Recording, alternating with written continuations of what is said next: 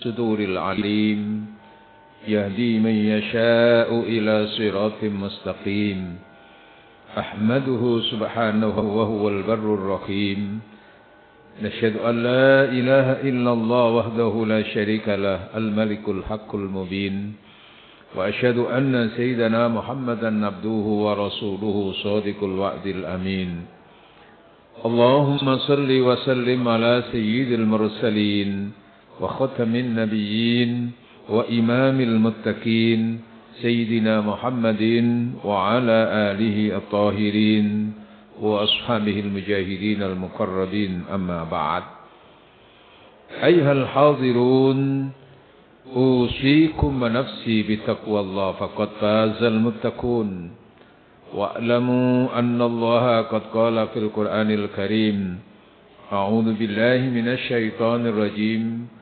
ولقد كنت في غفلة من هذا فكشفنا عنك غطاءك فبصرك اليوم حديد صدق الله العظيم. Hadirin jamaah salat Jumat rahimakumullah. Allah Subhanahu wa taala senantiasa melimpahkan dan mencurahkan rahmat nikmatnya untuk kita semua. Maka kewajiban kita kepada Allah atas rahmat dan nikmat itu adalah bersyukur dan bersyukur. Syukur kita lewatkan melalui sanggupnya kita melaksanakan perintah-perintah Allah dan sanggupnya kita menjauhi larangan-larangan Allah.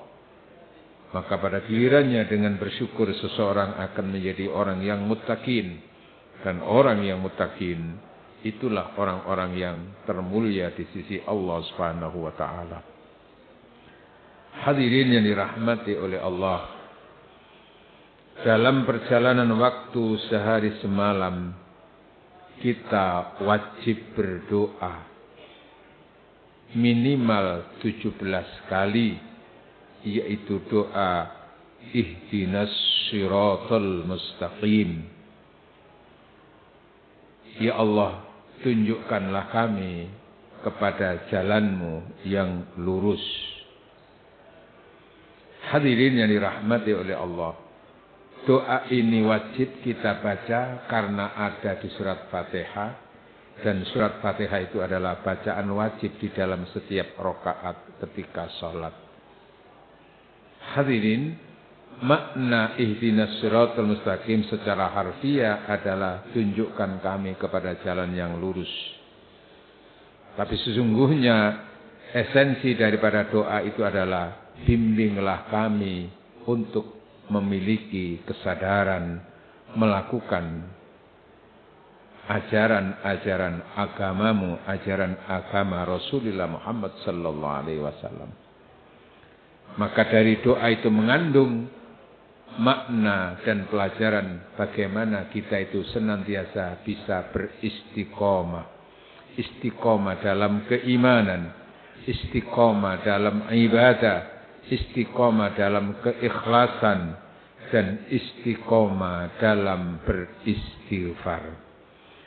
Hadirin, ketika seseorang itu mencapai target istiqomah, tentu nanti akan memperoleh satu kemuliaan yang tidak diberikan kepada orang-orang yang tidak bisa istiqomah. Ada suatu kisah salah seorang sahabat yang bernama Sya'ban. Sya'ban ini salah seorang sahabat yang istiqomah berjamaah ketika sholat. Sehingga karena istiqomahnya dalam berjamaah, Rasulullah hafal di mana tempat duduknya.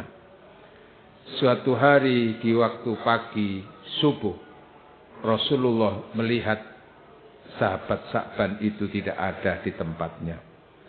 Maka lalu bertanya kepada beberapa sahabat, tapi satu pun tidak ada yang bisa menjawab karena tidak tahu beritanya di mana. Maka Rasulullah melanjutkan salat berjamaah. Setelah selesai salat berjamaah, kemudian Rasulullah sallallahu alaihi wasallam mengumumkan kepada para sahabat, wahai sahabat-sahabat, siapa di antara kalian yang tahu tempat tinggalnya sahabat Sya'ban? Dan siapa di antara kalian yang mau mengikuti, menyertai saya untuk mengunjungi rumah sahabat Sa'ban. Lalu ada beberapa sahabat yang tahu tempatnya. Maka sahabat yang tahu tempatnya itulah sebagai petunjuk jalan. Perjalanan dari masjid sampai di rumahnya tidak cukup waktu 2 jam. Itu menggambarkan tempatnya yang agak jauh dari masjid, tapi tetap istiqomah dalam berjamaah. Sesampainya di rumah, bertemu dengan seorang perempuan yang tidak lain adalah istrinya. Maka istrinya minta maaf kepada Rasul, ya Rasul mohon maaf karena kami tidak bisa memberitahu, karena kami tidak punya pembantu atau petugas memberitahukan terhadap panjenengan. Yang kedua, ya Rasul, saya mohon mendapatkan penjelasan karena ketika suami saya itu menjelang wafat menyampaikan kata-kata yang aku ingat betul tapi tidak mengerti maksudnya. Kata-kata itu adalah mengapa tidak lebih jauh. Lalu yang kedua, mengapa tidak semuanya. Dan yang ketiga, mengapa tidak yang lebih baik. Itu ya Rasul yang kami ingat dan kami tidak mengerti ucapan itu. Maka Rasulullah Muhammad sallallahu alaihi wasallam mengungkap makna kata-kata itu. Sebelum menyampaikan dan mengungkap makna kata-kata, Rasul mengutip salah satu firman Allah di surat Qaf ayat 22. A'udzu billahi minasyaitonir rajim. Wa laqad kunta fi ghaflatin min hadza fakashafna anka ghita'aka fabasarukal yawma hadid. Shadaqallahul azim. Sungguh pada umumnya kalian semuanya abai, tidak pernah begitu perhatian terhadap kenyataan dan kejadian yang akan engkau alami di saat manusia mati, di saat manusia sedang nazak. Fakashafna anka ghita'aka. Maka saat nazak itu aku buka, kasyafa, aku singkap ghita', tabir yang menutupi pandanganmu. Fabasarukal yauma hadid. Maka ketika Allah sudah membuka tabir yang menutupinya, saat itu pandanganmu sangat-sangat tajam. Jadi pertama kali manusia akan bisa melihat amal ibadahnya atau dosa-dosanya, serta melihat tentang akhirat, tentang surga dan neraka, itu saat nazak. Ketika saat nazak, sahabat Sa'ban itu diperlihatkan tentang pahala dari istiqomah yang ia lakukan. Termasuk istiqomah di dalam berjamaah. Diperlihatkan pahala-pahalanya. Maka muncul sedikit penyesalan. Mengapa tidak lebih jauh?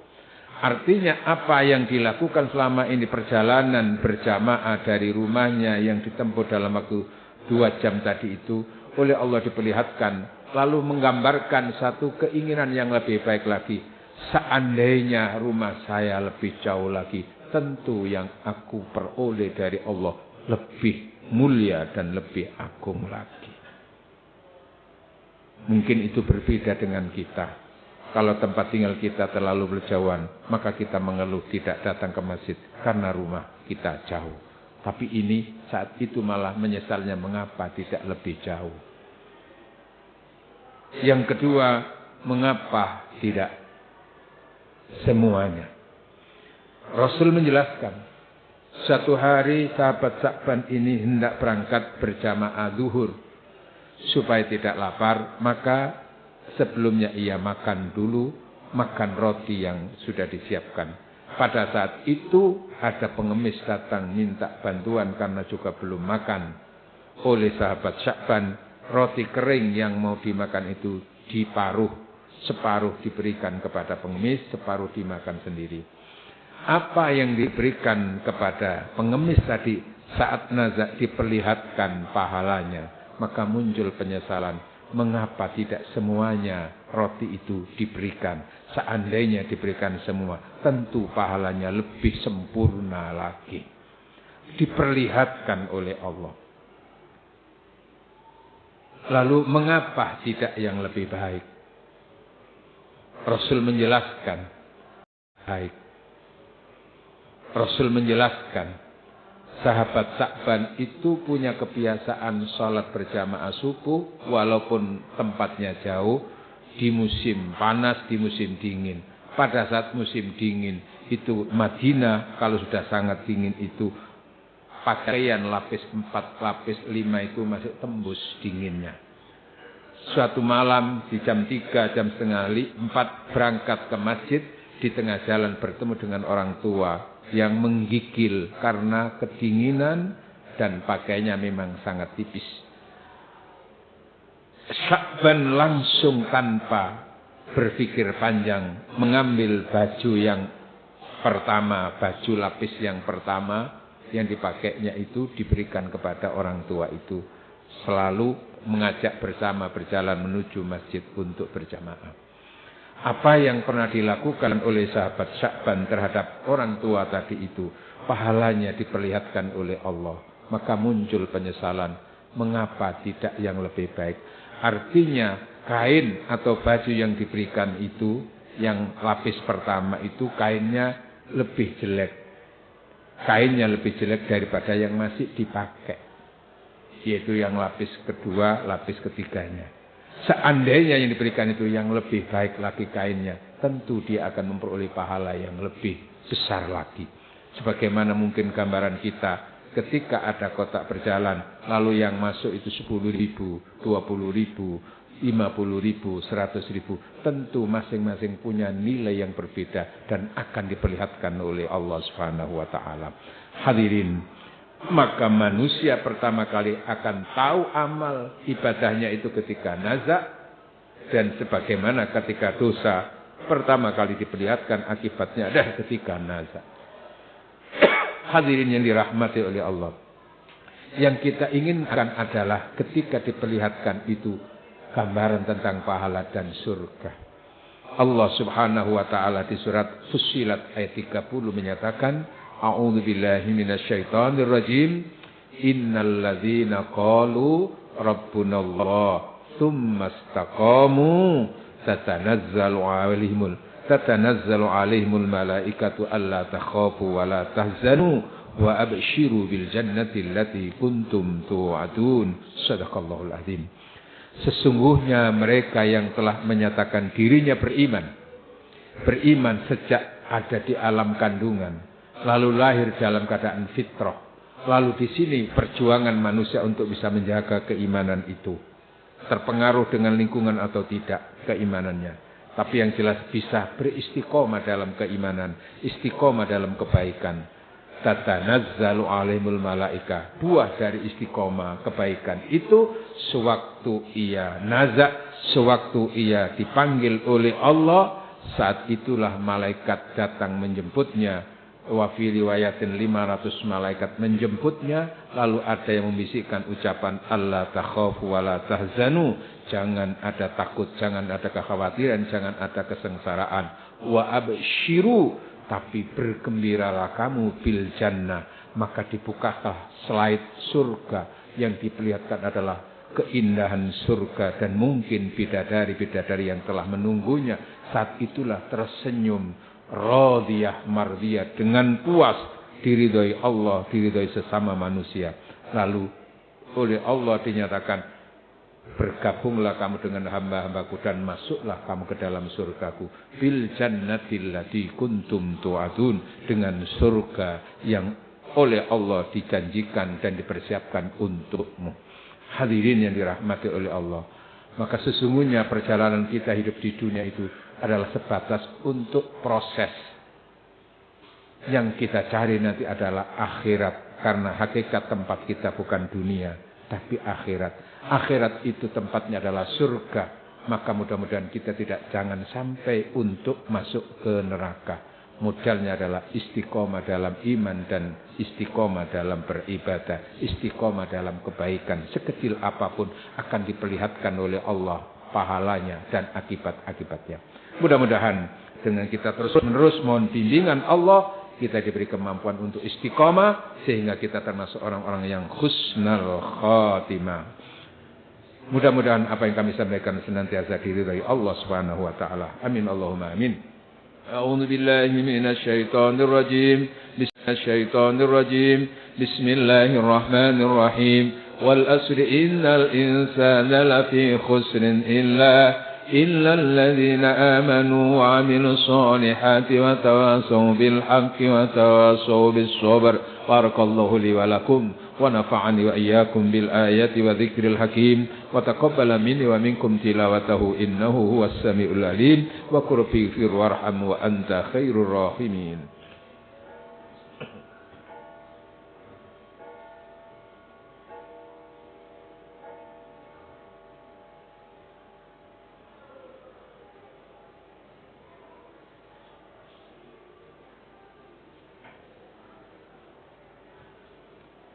الحمد لله الواحد الأحد الفرد الصمد الذي لم يلد ولم يولد ولم يكن له كفوا أحد. أشهد أن لا إله إلا الله وحده لا شريك له شهادة تكون سبب النعيم المؤبد. وأشهد أن سيدنا محمدا عبده ورسوله نبي الكريم المشرف المفضل المؤيد وهو حامد ومحمود وأحمد. اللهم صل وسلم على سيدنا محمد وعلى آله وصحبه ما ركع وسجد. أما بعد أيها الحاضرون أوصيكم ونفسي بتقوى الله فقد فاز المتقون. فقد قال تعالى أعوذ بالله من الشيطان الرجيم لا أقسم بهذا البلد وأنت حل بهذا البلد ووالد وما ولد لقد خلقنا الإنسان في كبد. وقال أيضا أعوذ بالله من الشيطان الرجيم إن الله وملائكته يصلون على النبي يا أيها الذين آمنوا صلوا عليه وسلموا تسليما. اللهم صل وسلم على سيدنا محمد وعلى آل سيدنا محمد كما صليت على سيدنا إبراهيم وعلى آل سيدنا إبراهيم وبارك على سيدنا محمد وعلى آل سيدنا محمد كما باركت على سيدنا إبراهيم وعلى آل سيدنا إبراهيم في العالمين إنك حميد مجيد. وارض اللهم عن بقية الصحابة والتابعين وارحمنا برحمتك يا أرحم الراحمين. اللهم اغفر للمسلمين والمسلمات والمؤمنين والمؤمنات الأحياء منهم والأموات. اللهم اغفر لنا والمسلمين. اللهم ارحمنا والمسلمين. اللهم انصر المسلمين وانصر من نصر الدين واخذل من خذل المسلمين وعلى كلمتك إلى يوم الدين وأهلك الكفرة والمشركين. اللهم أعنا على ذكرك وشكرك وحسن عبادتك. ربنا اغفر لنا ولوالدينا وارحمهم كما ربونا صغارا. ربنا آتنا في الدنيا حسنة وفي الآخرة حسنة وقنا عذاب النار. وصلى الله على سيدنا محمد والحمد لله رب العالمين. عباد الله إن الله يأمر بالعدل والإحسان وإيتاء ذي القربى وينهى عن الفحشاء والمنكر والبغي يعظكم لعلكم تذكرون. فاذكروا الله العظيم يذكركم واشكروه فاستغفروه إنه هو الغفور الرحيم.